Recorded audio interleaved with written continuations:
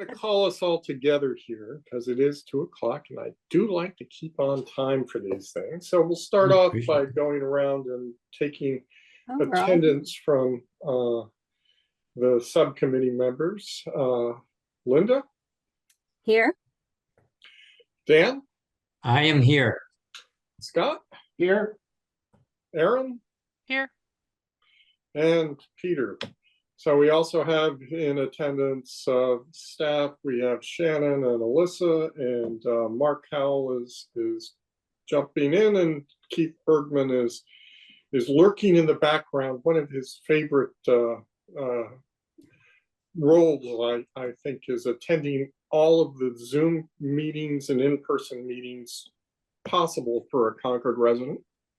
And we have Rhiannon and Jamaica from agency who have joined us, and so we've got a couple of things we're gonna do today. We're gonna appoint a clerk to take the minutes that AI will produce and make sure that they're not out of sync with reality. Do we have a volunteer for that?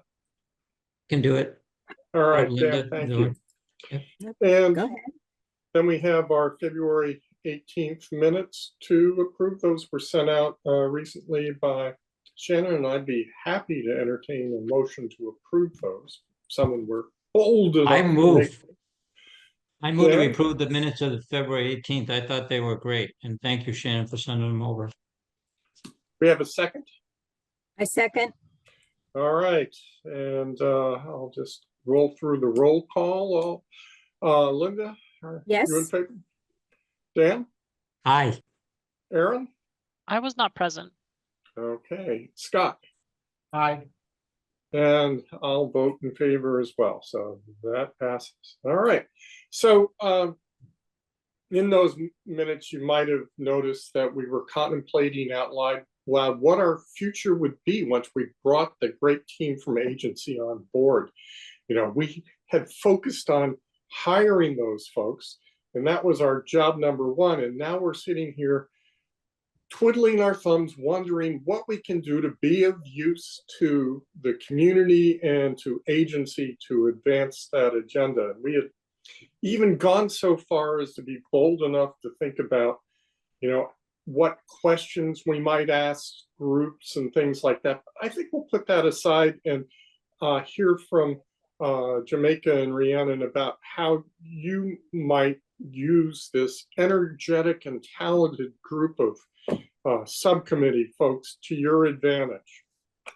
Great, appreciate that, Peter, and thank you so much for making space for us to join you all for this conversation. You know me, I don't know if you've met Jamaica yet, but Jamaica has been working behind the scenes on our team since before even we interviewed as part of the proposal process. So she's an architect and a planner by education and by trade. So I guess to start, I know, Peter, that you put it on us to kind of like help frame this conversation. And I think I'll start by just acknowledging that we have we've been going through the town's MBTA communities work. We've been going through the town's an understanding of your zoning and your land use. And it brought up a lot of questions for us. And so I guess to start, you know, I wonder if just so we make sure that we best frame this conversation in a way that's productive, I wondered, you know, what has been your kind of directive leading, you know, even before the RFP and identifying what you imagine our scope would be? What, you know, how much did you all deep dive into any of those pieces around zoning or land use? And then we can kind of go from there, because we have 1,500 questions about the complexities of your codes. Well, the good news is we've got people here who could answer your questions. The bad news, I'm not sure if they'd be correct, but that's just me. But you know, we'd be happy to do that. We had thought about this for a while because we were the land use committee, and what we wanted to broadly do was try and basically ask the community what they would like to see on the site. So, you know, we've heard what you might expect, you know, housing, affordable housing, um, potential municipal use. One group wanted to do a concert pavilion, sort of like what they've got, the new one in Groton. And other groups we're waiting to hear from who are interested in some of the open space, staying open space or being programmed for recreational uses. And the other big thing that we heard was we want to diversify our tax base and attract in some tax generating businesses. Does that sound right, team? Yeah, I mean, yes, I think it was pretty consistent with the Envision 2030. And if what you're referring to, Peter, is our initial survey that we did to those 300 people, it seemed to fall pretty much in line with, my recollection is it fell pretty much in line with everything that was the sort of high level goals and potential uses. I guess my concern is, as a planner too, is that sometimes, you know, people don't know what they want because they don't have the ability to imagine it. And so what I'm hoping, in addition to everything that Peter talked about, is that we in the land use group will do some of that thinking and bringing it to it, because they're not necessarily obviously they're not necessarily at odds with one another. The potential uses, they could be complementary and even expansive. So that's one of the thoughts that are concerns, or whatever, however the right way to characterize it is, that I have. And then the only thing I'd say is that, you know, Concord, maybe I said this before, but Concord has been throughout its history, Concord has sort of been in the leading edge of a lot of industries and a lot of cultural developments, right? And so it'd be wonderful if this project could expand on that somehow and develop a model that could be sustainable, not just in the energy realm, but in all of the different realms that we operate in as human beings. So and I'll stop with that. And Linda has her hand up as well. I wasn't quite sure if I had the question right, but I think some of us have been on the planning board and have been familiar a bit with town zoning. I'm currently on the planning board, and I was also involved with the MBTA communities work. So, and I think that we have a pretty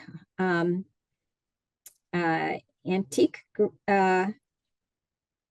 historic kind of zoning out there, and probably we'll have to.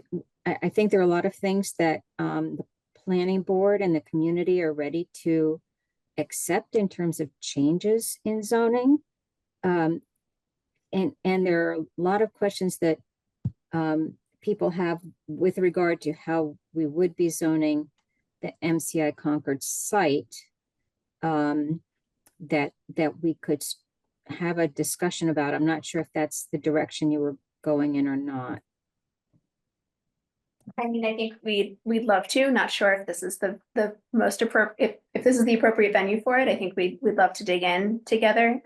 But if not, then we're also happy to do it separately. We've got Elizabeth Hughes, who joined us, who's the town planner, and Alyssa, who's from the community development department. And between Linda, Alyssa, and Elizabeth, I think you can get some answers, and the sooner you get answers, the sooner you can move on to your next list of questions. Yeah, that is true. Maybe so if you're all are okay with starting with some broad questions, we could always go there first. So these are questions that we are we're working with the engagement committee to distribute to the broader kind of committees in the town of Concord, but also wanted to get a sense from you all where you think what you think the big topics are. So with that, I'm going to try to drop these into chat. 1 second. Some trouble here. I lost my page. So the questions are very much about, I think, Dan, to your point, that we don't know what we don't know. And so we don't know what to advocate for when we don't have information about, like what the vision for this place could be. And so we had, why was this? Sorry, y'all. We had a couple questions about what you imagine should stay, which feels like such a funny question. We have questions about, so, what would you leverage the former property for based on the mission and perspective of your committee? I'll put these into the chat as well.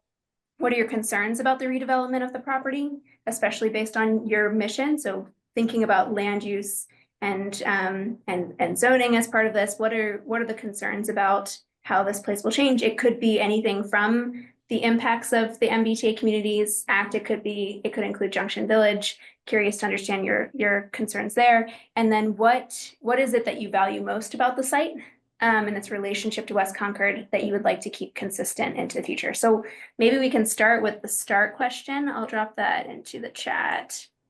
Do that first. Oh, Keith, did you want to share something? Oops. I can't drop it into the chat, Shannon. I'll need your help to do it. If it's sent to me, I think I might be able to do it. Great. Okay. I'll send you all the questions. Okay.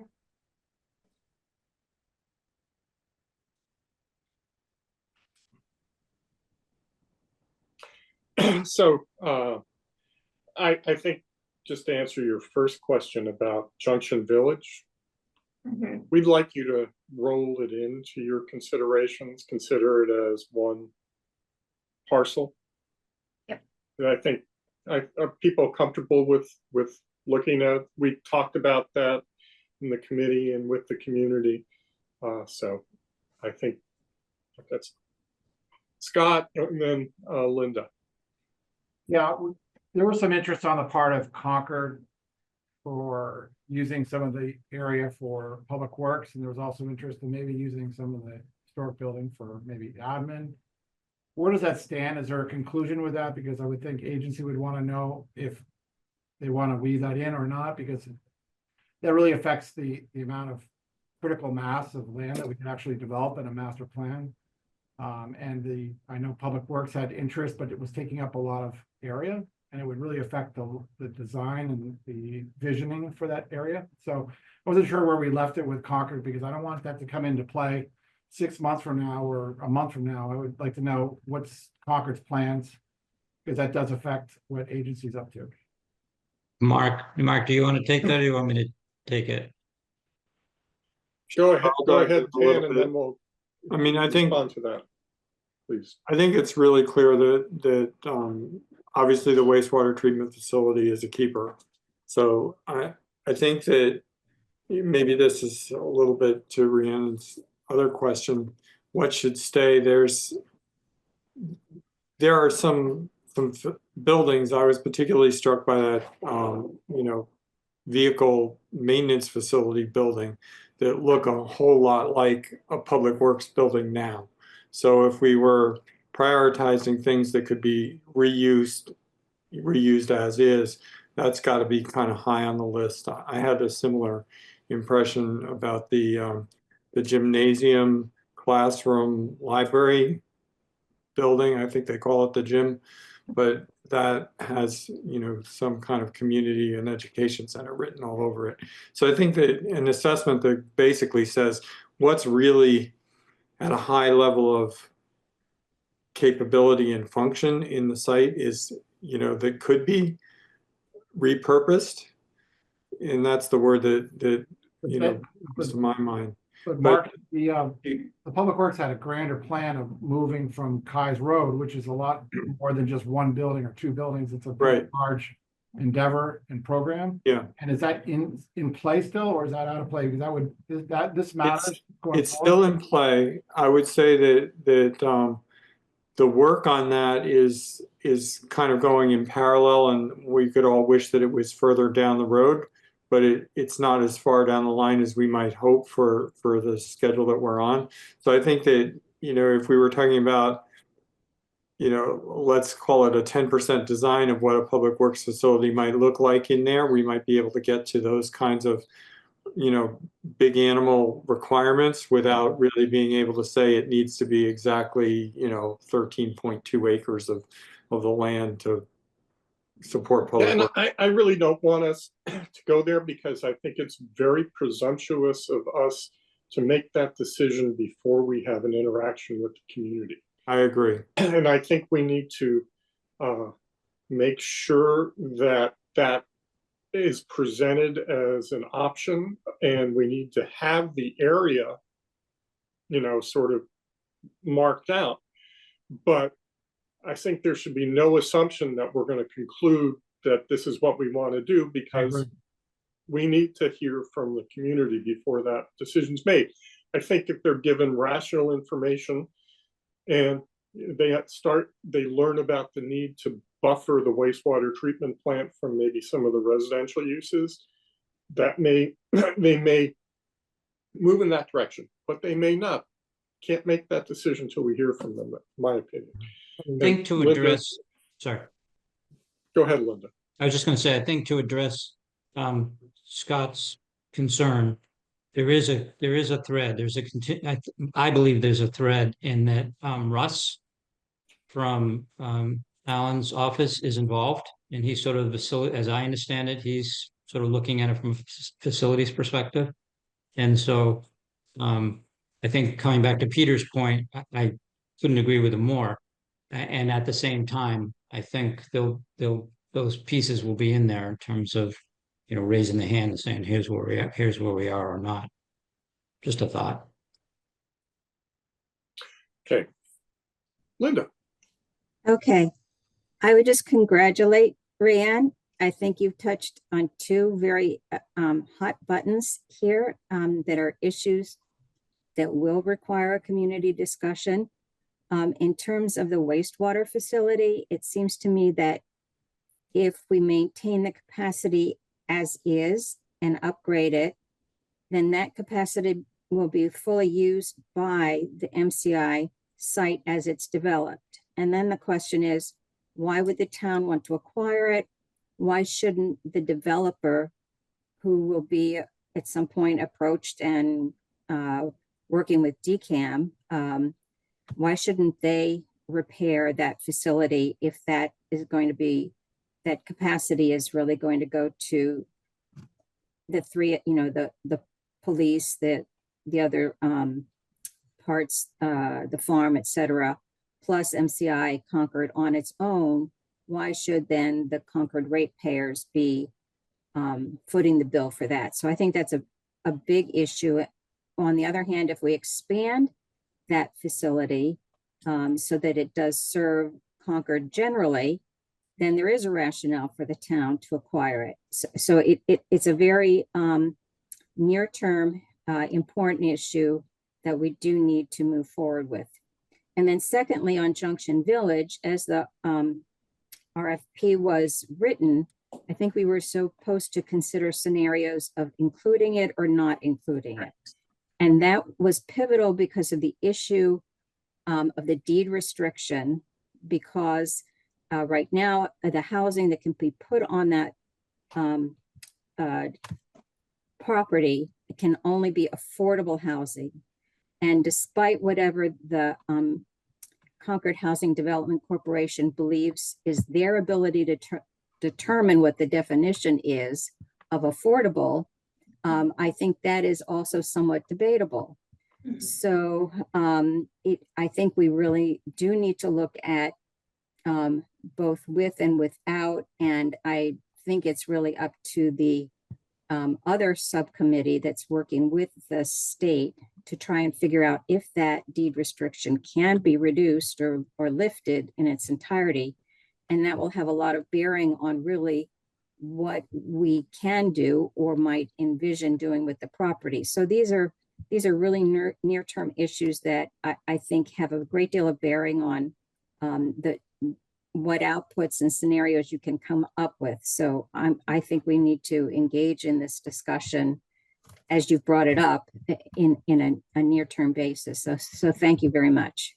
Yeah, and if you don't mind me asking a quick follow-up question, Linda, since you've been on planning board and since it sounds like you are, you have a general sense of like how conversations have gone to date. Is there anything we need to be aware of, at least in terms of, how the public is feeling about the Junction Village project? Where they generally, what are the kind of loudest voices saying about the idea of affordable housing, just so that we have a sense for how we want to approach these conversations. There's support for affordable housing, and you'll hear Keith echo that in just a moment. But I think the loudest voices are the neighbors on Winthrop Street, and they're concerned with having multiple means of access and egress to the site, both just Junction Village as itself and the whole site. So Winthrop Street is a narrow residential side street that becomes an open parking lot that has an easement across the bike path and enters the properties. And I think they were very happy when the prison was added to the discussion, because they saw that as a means of having at least another way to redirect traffic, so there wouldn't be as much of a burden on their neighborhood. So just bear that in mind as you go forward. That's helpful. Any other thoughts on the start question? What would you leverage the property for? We've had a lot of conversations about, some of the things that might stay, some of the things that might move. In terms of other things I've heard from the community, I think our historical commission is interested in the warden's property and the White House. I think they are right now contemplating whether they can enter those properties into historic districts for preservation purposes. I think that is where their minds are. I think, and Keith is here representing the housing groups, but I think there's a underlying assumption that a lot of housing will be placed on the MCI site, just because what the state has been saying. But the nature of that housing, and I think people don't assume it's not going to be single family 1 acre properties at all. It will be some kind of multifamily.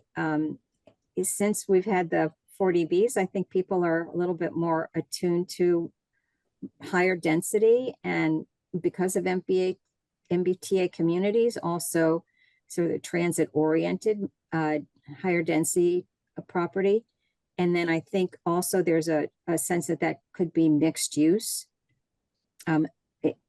People have not really understood the economics of mixed use. So that's, I think, a key question as well in terms of financial viability and how much mixed use. But there's a sense of it could be another town center kind of, livable, walkable, bikeable area in terms of housing. And then I think there's a great deal of hope for recreation. Everything from some people just want tons of playing fields over there, and others, just a great deal of respect and enthusiasm for all the area along the Assabet River. So I think those would be some of the uses and values that I've been hearing from people. Thank you, Linda. Aaron, unless I think it was Scott was first, but I just want to echo what Linda said. I really think taking advantage and leveraging the Assabet River. I mean, right now it's buffered by a lot of trees and a lot of brush and all that, but if we somehow access that for recreation, boat landings or restaurant, whatever, just using that because it's just so beautiful. I would love to see that, but I don't know how. Again, you have the wastewater treatment facility, and if you have Public Works having interest in that area. I don't want to cut it off. I don't want the river cut off from the development. That's what I'm hoping for. That it's open between those, so there's a flow of people and recreation in between. Aaron?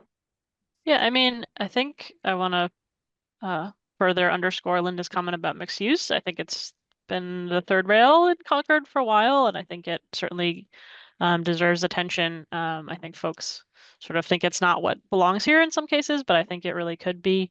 I really think of that whole zone as having these kind of islands. You know, the prison was certainly part of that. It kind of created some of those things. The whole Baker Ave area is a bit of an island just because of the way it's laid out and the types of buildings that are there. And then West Concord, which has this vibrancy, is really sort of separated from that. So I think there's opportunity to really link these places together and create a lot more community there along the Bruce Freeman Rail Trail and that whole zone. I think I'm sure in all your diagramming and thinking, Rian, that you would probably do some of I'm sure you've seen the like walk circle kinds of things, but I think there's a lot of proximity that folks don't really realize because it hasn't really been a walkable area in a long time. So I think all of those things are really important for your continued question in terms of what's important for the future. And Aaron, just a quick follow-up for you as well. You said that mixed use could potentially be scary to some folks. Can you share a little bit more? Do you have a sense for why? What about I mean, I think what some people think about Concord, and I don't know that this is majority in any way, but I think there's a sense that it's about having a lot of property and a lot of open space and having these kind of single family homes that are certainly pervasive throughout our town. But I think there's also a lot, you know, that people wouldn't move to somewhere like Concord if they wanted a mixed use environment. They'd live somewhere closer into Boston or something like that. But I think there's opportunity to explore that. I don't think that's true, especially given the kind of MBTA access and things like that that are available now. We've been sort of thinking about using, you know, form-based design and as a way to sort of allay some of citizens' concerns about having to say about what the development might look like. And I think that's one of his points is presenting visual what ifs in terms of this is what it might look like so that people can relate in various different ways instead of just the verbiage of the zoning code. And I'll segue to Dan on that and then Linda afterwards. Linda may have been first. Do you want to go, Linda? I was just going to mention, and I think Elizabeth is on the line, that she gave a marvelous presentation yesterday on the Assabet River Bridge. And if you haven't had the opportunity to view that, I think that says a lot about what could be done along the Assabet River that I think people would be very excited about. Yeah, I probably won't be able to upload the presentation and the video till later this week or the beginning of till Monday, but I can, once it's uploaded, I can email Shannon and she can distribute it to the group because it's pretty exciting. Very cool. We really saw some earlier kind of, I think, preliminary design ideas in past presentations, but excited to see how far it's come. Yeah.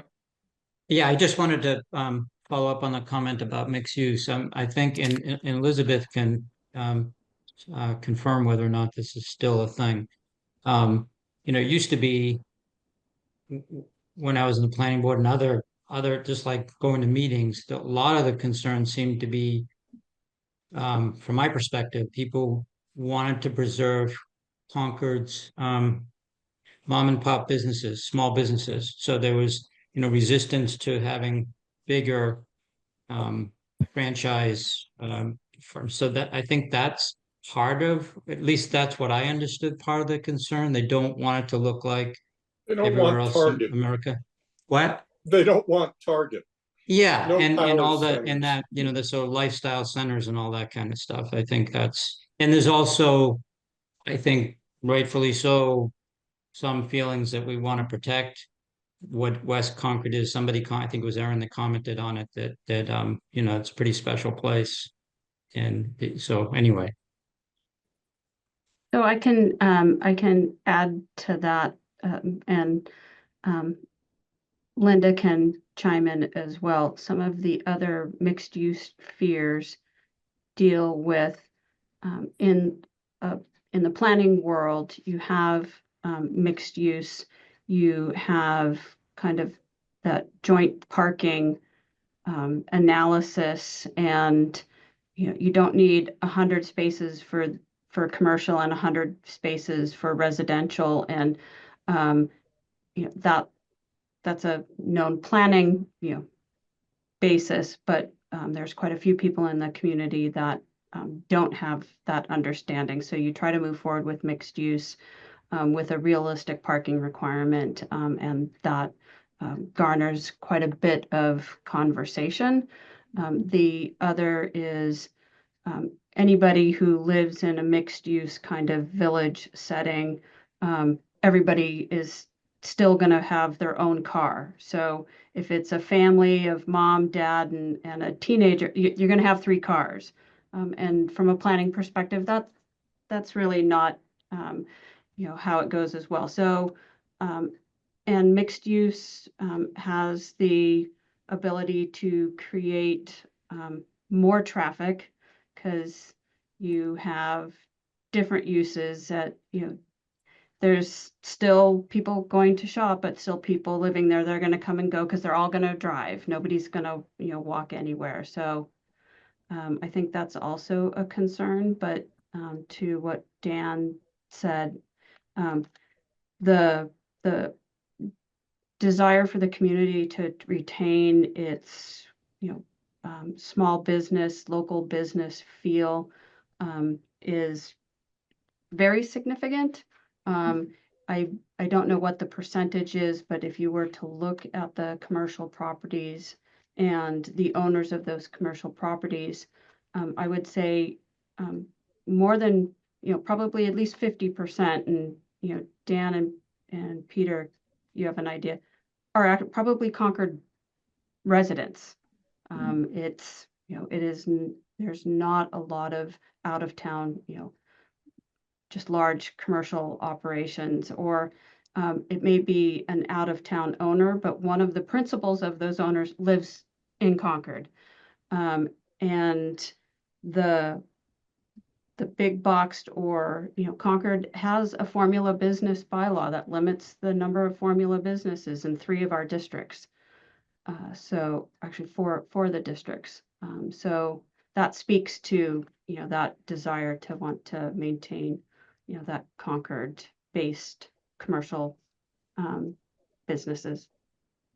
We got Dan, Scott, and Keith. Dan? Yeah, sorry, thanks. Yeah, I don't know if this is the question to respond. This is the answer to the questions being asked right now, but as people were talking about it, I'm hoping that what we create there is a very energized, walkable community. And the question I'm struggling with, but I think we probably all need to work through it, is, and because people just alluded to it, how much outside traffic are we going to invite in? We know it sits in this wonderful intersection of a lot of transit assets, right? And the question is this, I don't have an answer. I just think it's something that I'm hoping we're going to have a chance to talk more about. And I suspect it's going to be, if I had to imagine, it's going to be driven a little bit by economics of it, because there's probably only so many people in Concord that can support so many businesses. So that is obviously a concern too. Scott? Yeah, you're muted, Scott. I think we have to think about balancing what DCAM, we're giving DCAM in terms of also the viability and attractiveness of a development, and how it makes sense for a developer to not only take down the prison and clean up the site, buy the land and develop. There has to be some interest there, and there has to be some critical mass for them to be able to make it make sense. So there's a balance. If you do very minimal, then it doesn't make sense for a developer. So I don't know how we play into the attractiveness of a developer in the planning that agency is doing. So it's Yeah. a balancing act. That's a great point, Scott, and it's something that U3 and Landwise are very much focused on. Is they're you know, they want to make sure that we consider all of the different ways that you could improve attractiveness to the developer while also staying true to the vision and the desires of the Concord community, which is no easy task. But that's why I think we're grateful that we have the chance to go out scenarios to play some of that out and talk about what viability looks like and talk about trade-offs. Because I do think that, you know, things like the wastewater treatment facility are going to be part of that conversation. Different facilities are going to be part of that conversation. Keith and then Linda. Hi, thanks. Keith Bergman. I wear a couple of hats in Concord. I represent Concord on the Metropolitan Area Planning Council, where I'm a past president and currently chair of MAPC's Legislative Committee. Also, I'm a retired town manager, not from Concord, not in Concord though.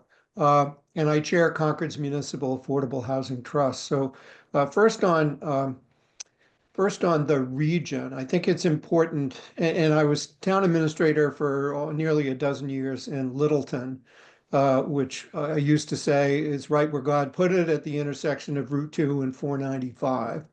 And we had some significant economic development there the last dozen years, and they've got more going on now, and the traffic impacts on and off 495 are de minimis to the roadways. And this is, I think, this location, MCI Concord, is Concord's one shot at having a huge economic benefit for the community. They want to diversify the tax base to include commercial, so it's not all the residents that are paying the property tax. This is it. This is the opportunity. And either you're going to produce something, use this as a leverage to meet those fundamental goals that you can't meet anywhere else. I can't think of another spot where in Concord where you can maintain the community character and bring in a lot of business activity, commercial activities, and increase the tax base. So I think this is it. I think it's the state certainly views MCI Concord as a regional benefit, and I think that that it would be important for the Concord community to look at this opportunity. I know that the town's finance committee is touring other facility, other neighboring communities to see how they do it, and so I think it's an important opportunity for the community. The issues I hear, just as a member of the community, are largely around the property taxes and how much it costs, how unfair it is to the haves, that the tax burden has been shifted from the have-nots. I'm fine with that though, but those are the defining issues of our elections these days here. So anyway, I think it's an important opportunity. The other thing I want to put a plug in quickly is for housing. The focus of the housing groups, I think, and we're going through a process right now with the Mass Housing Partnership, where we have a year of technical assistance from them for our goal setting. Our subsidized housing inventory, it's hovering closely around 10%. We're above. We hopefully will go to 16% of countable units, but we will only have the number of affordable units, deed restricted at any level, will only be about 7% of our total year-round housing stock. I'm proposing a bold goal that's mindful that we have this once in a generation opportunity at MCI Concord, and with the town's land use matrix where they're looking at everything else that is all the puzzle pieces together. That we should boldly go for a goal of 10% affordability, not just 10% countability. And right now we're at 7%. It would take a couple of hundred units for us to get to 10% affordability. And I would say affordability up to 150% of AMI.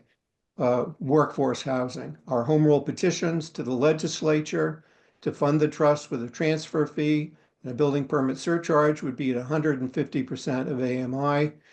That's in the zone. That's in the planned residential development zoning bylaw. That's an important priority, and I hope it can be a priority for what's happening at MCI Concord. And thanks for the time.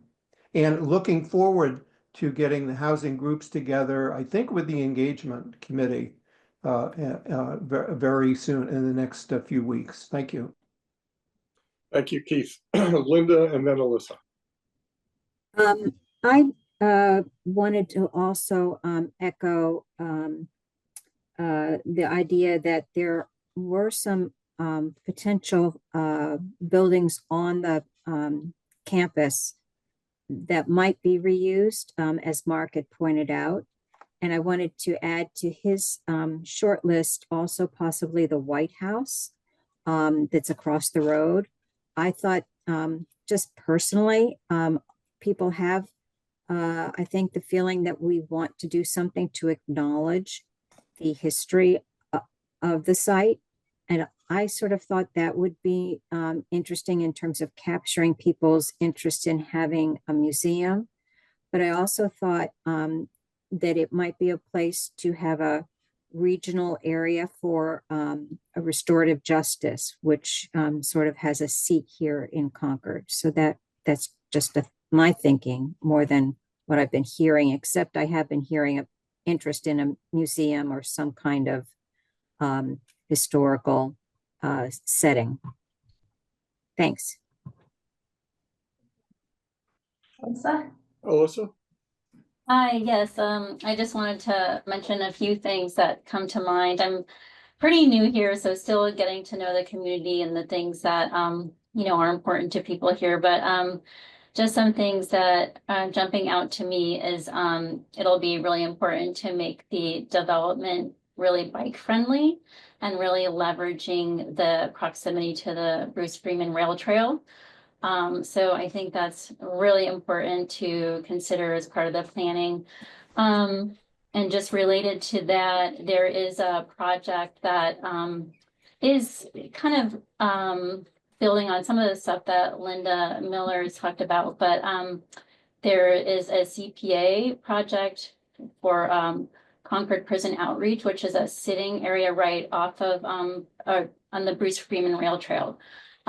So I think, highlighting things like that is really important and really speaks to the history that the prison has had, in both, for the prisoners, and sort of the cemetery there, but also some of the ties like with West Concord and businesses and kind of the development of West Concord in general. So I think that is something to be aware of.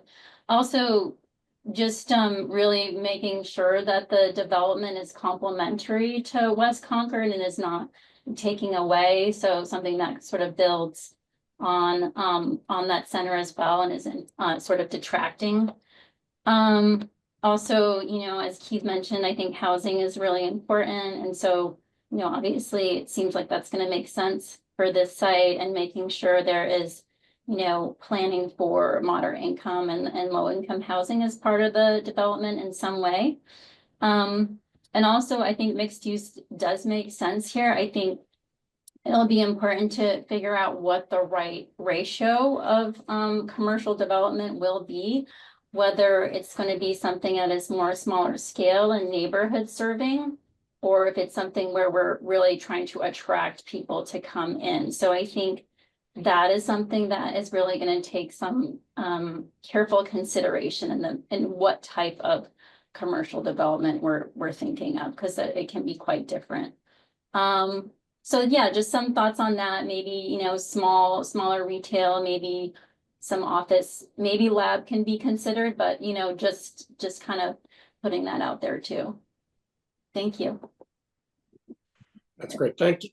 Thank you. So we'll do Elizabeth and then Dan.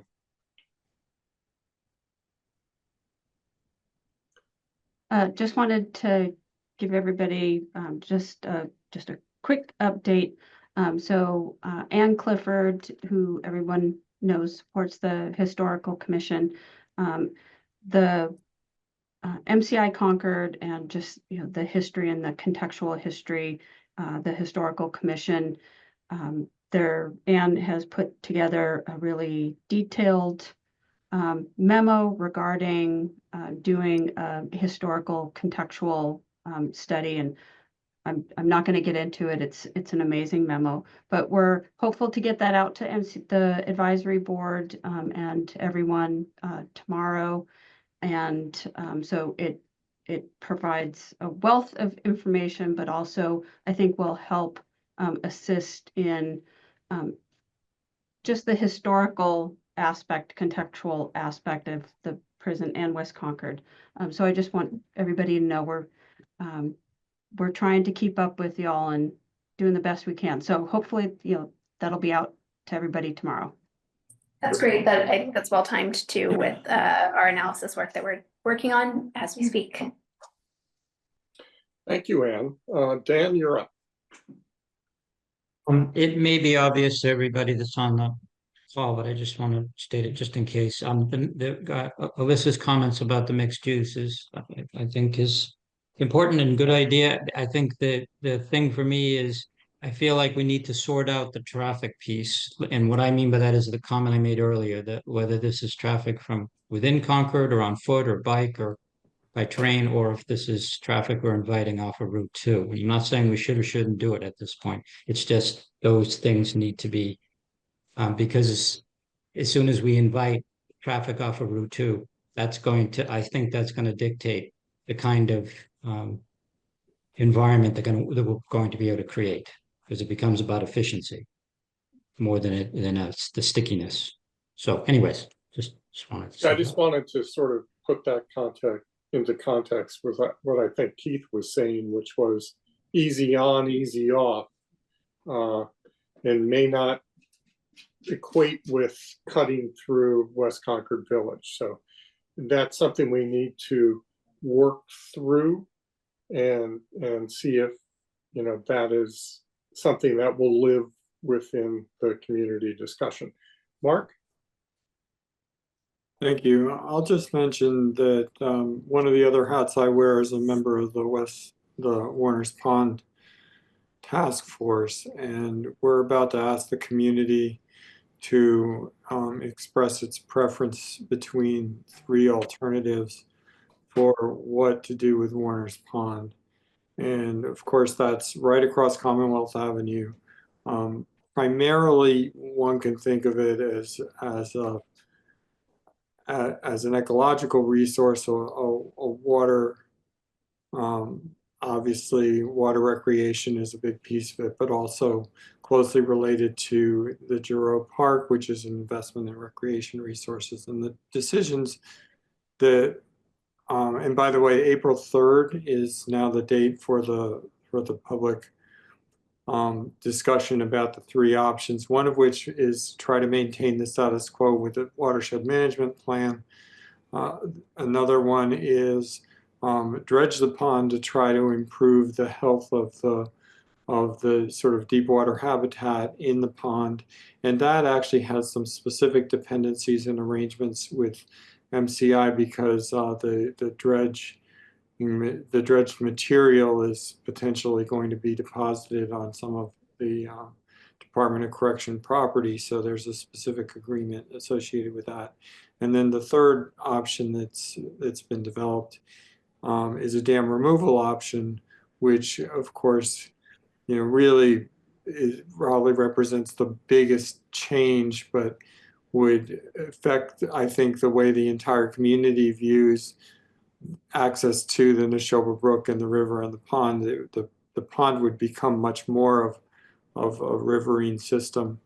And one of the things that I haven't heard mentioned here today is that the Junction Village deed restriction actually includes affordable housing and recreation as allowed uses. Mhm.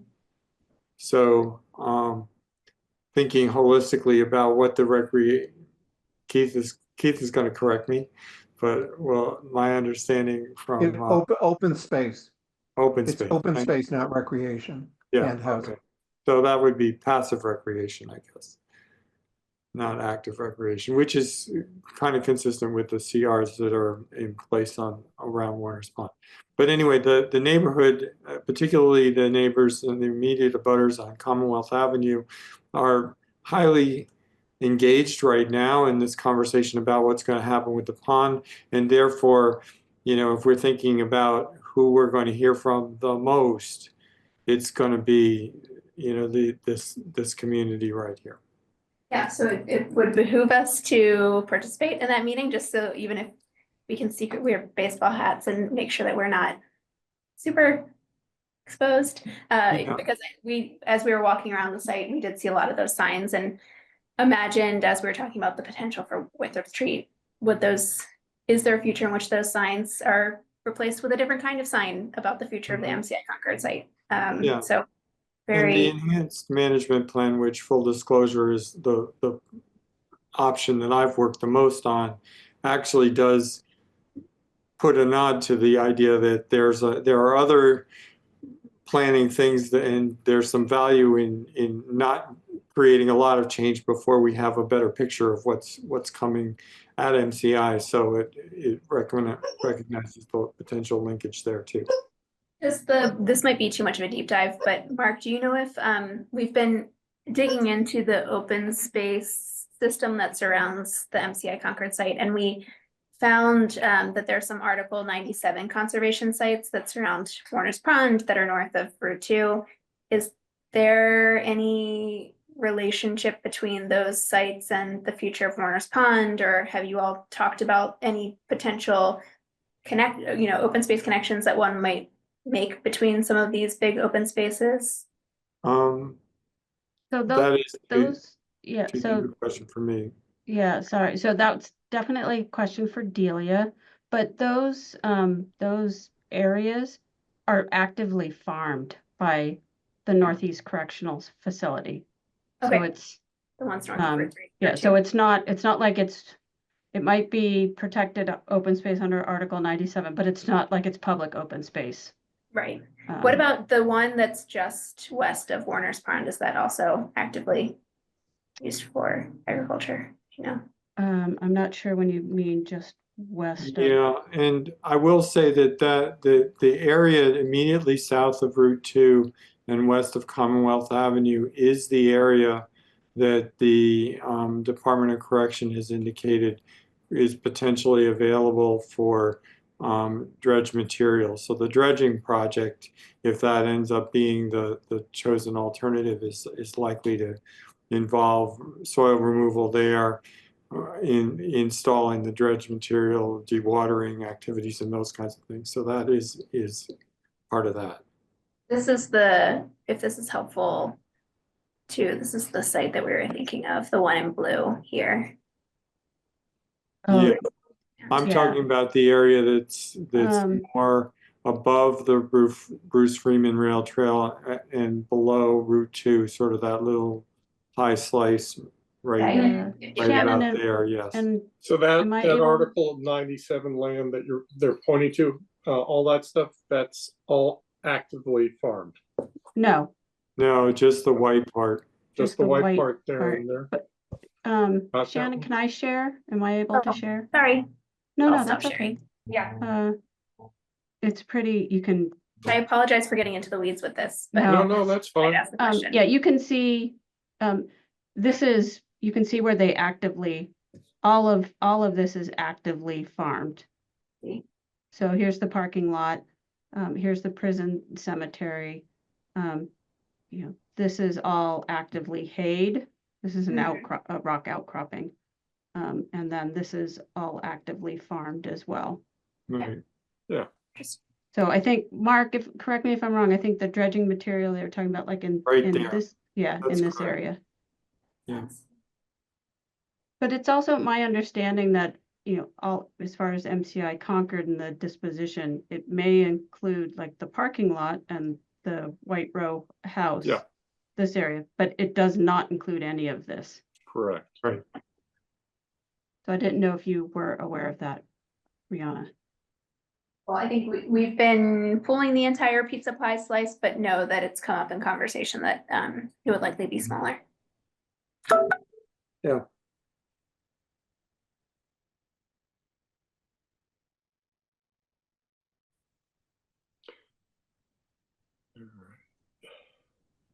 Scott, do you have a question? Okay, Scott. I got a question. Thank you.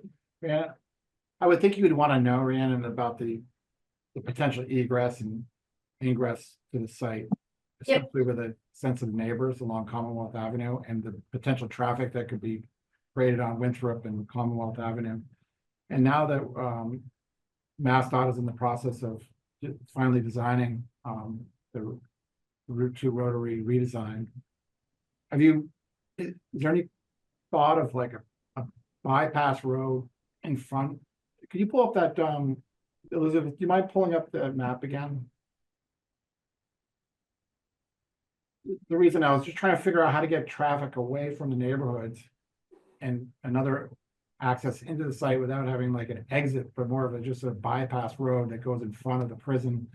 There's another, and I'm just thinking, don't you need to kind of know how you're gonna come and go from the site, especially the amount of traffic we're talking about? You do, and so we're working with Bureau Happold on, trying to establish an understanding of the cadence of intersections and traffic lights, because that oftentimes will inform where it's reasonable to place egress points.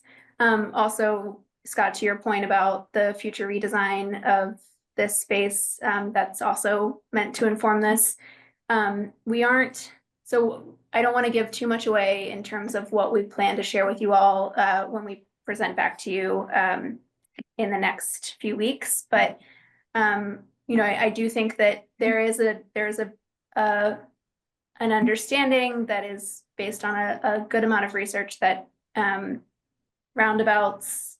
I don't know if you're talking, Scott, are you talking about the roundabout or are you talking about the? I'm talking about like Elm Street instead of split. having, if you had an entry across from the Warner's Pond parking lot, you're gonna Yep. have a lot of people going in there, but also to avoid all this traffic that's gonna build up on Yeah. Commonwealth Avenue.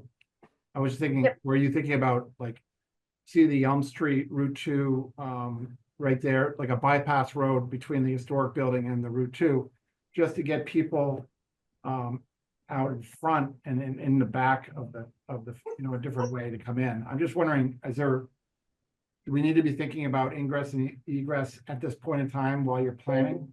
We are just by nature of contextually, there are intersections we can't change that are fixed that we have to respond to. There is the Bruce Freeman rail trail, which is fixed, and we imagine it's not going to change. And so we know we have to plan around that, and ingress and egress need to respond to that.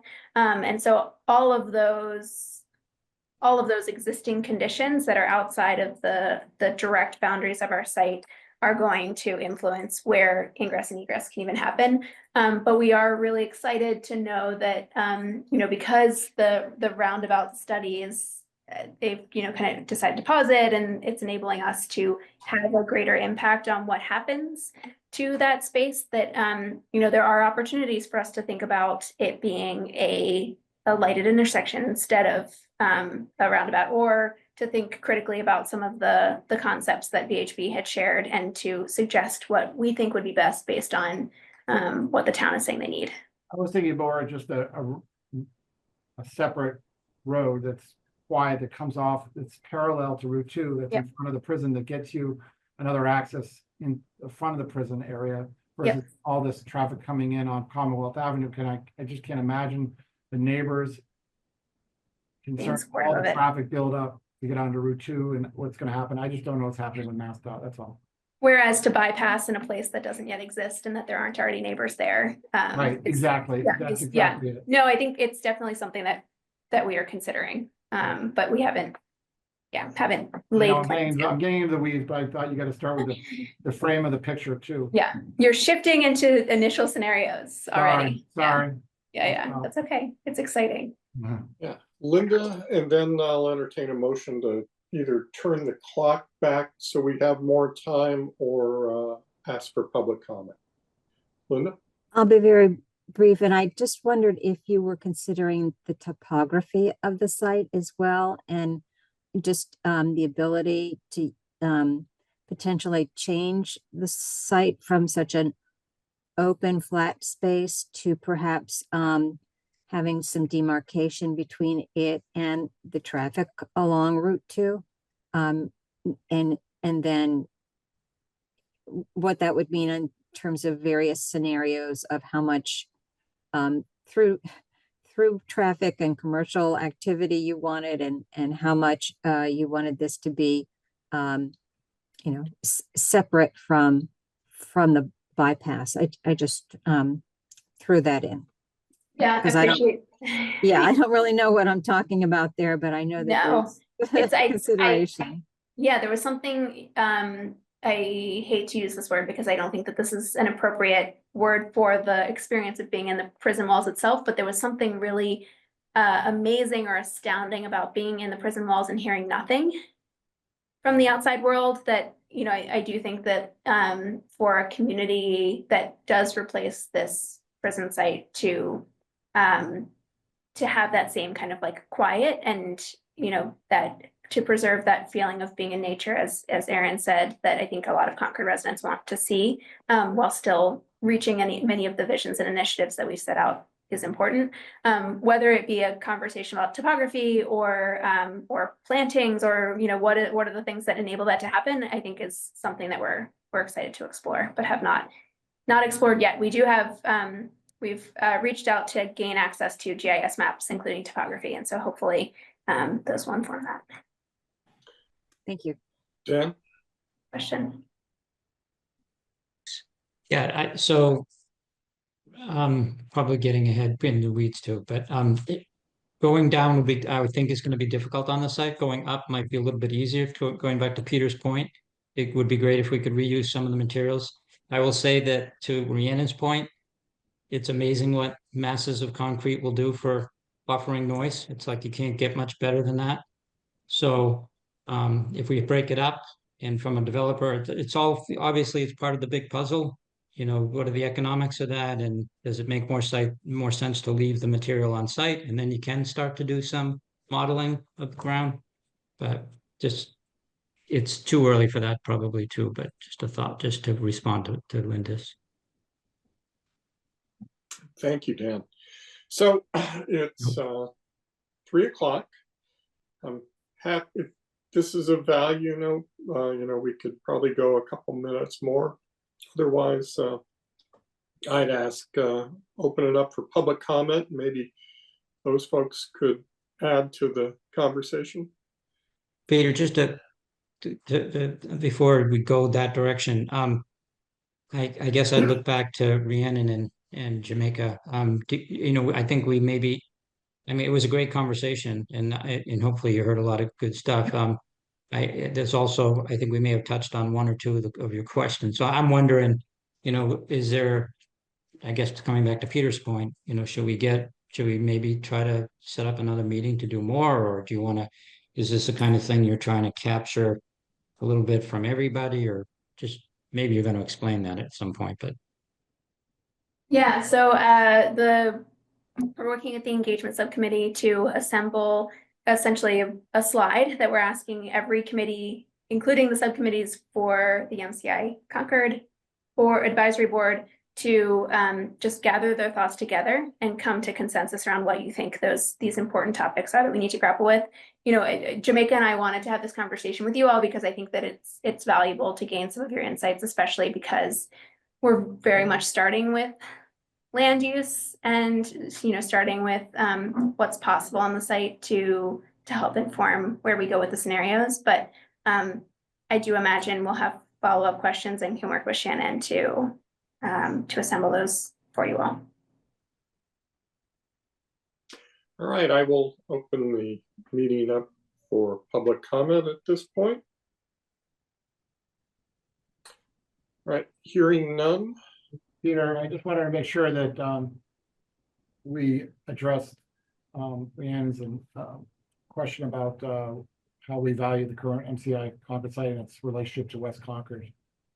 Do you get a good sense from our committee of how we feel the importance of the ties to the community in West Concord?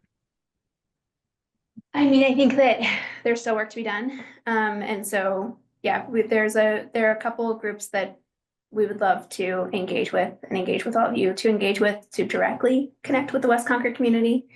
But yeah, I think we're starting to get a sense. All righty, Dan.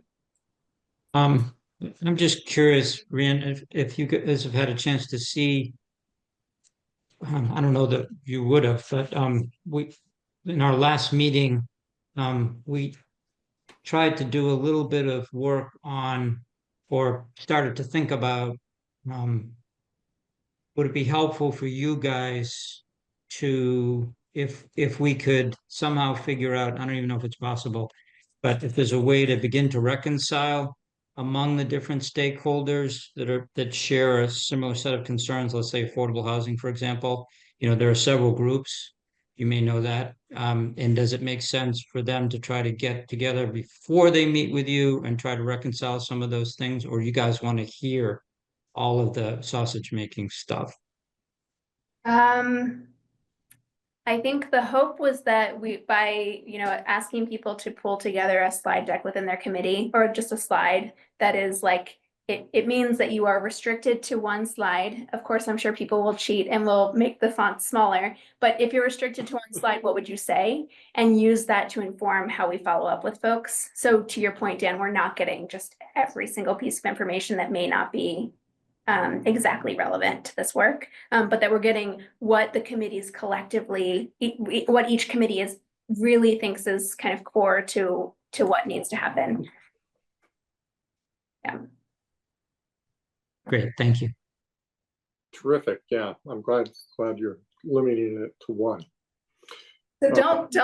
I hope you all don't play with or cheat with the font sizes. You just have to tell everybody it's for, acceptable for town meeting, which you can't go below a 20-point font. So. Okay, great. You heard it here. That is our baseline. All right, any last sort of follow-up? So again, Rhiannon and Jamaica, if you can think of a way to put us to work, as Dan was suggesting, we'd be happy to convene like all the recreation and open space groups, in 2 different meetings, and so you could hear all of them, or sit down with the Historic Commission and Ann Clifford's colleagues, and you can hear them. You're going to get that great memo, which we're all looking forward to. But how can we help you as you go forward? Yeah. If you want to think about it and get back to us at our next full board meeting, that would be great too.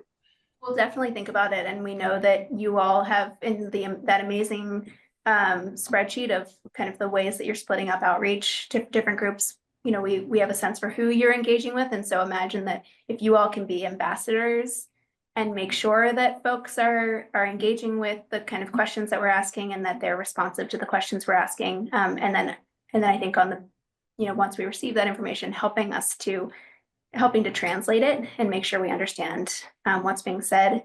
And then of course, I think we definitely have questions about the rules and regulations of the town, and how much play we have in terms of the capacity of the site too.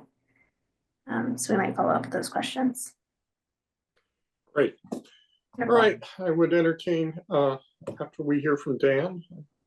Sorry.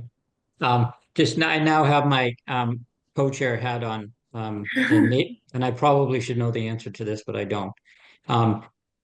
I think in the back of my head, and I may have dreamt this up or created it whole cloth, but are you going to come back to us at some point, maybe with the whole committee, and talk about what you need from us? in order to make your schedule deadlines? Or, By whole committee, do you mean the advisory board? yes, sorry. Yes. So we're, we have started to, we've assembled a schedule internally and have shared some of those initial milestones with Shannon. And so we, and we can share that schedule more concretely with you all. But we're imagining that the coming back together will likely happen either, if in a perfect world would happen April 2nd or 3rd. And so that is the moment where we would be sharing our analysis in a very succinct way. And then we would be refocusing on the vision document you all shared with us and just either reconfirming the vision or, having a deeper conversation about what the vision is for this place, and what are the guiding principles for this place. And so that is what we plan to do for our next milestone. And that part of that meeting too will also be to vet some of our initial takeaways about the site and what's possible so that we can use that information to guide our approach to the public workshops, which you all are turning 250 years old. I know it doesn't look like it, but you're turning 250 years old. And so we wanted to take advantage of that celebration and use that for the public workshop as well. So we'll plan to participate in the April 19th event, and then would have a follow-up event after school break, which is the week after. So we would likely have our first public workshops the week of the 28th, I believe. Yeah, That's really helpful. Yeah. thank you. Yeah, We'll just, share that with you.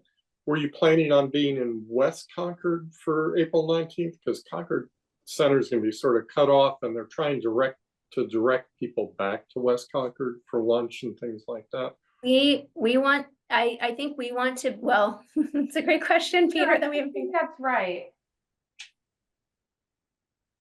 Shannon's Yeah, question. I think there's gonna be plenty happening in Concord Center after the parade.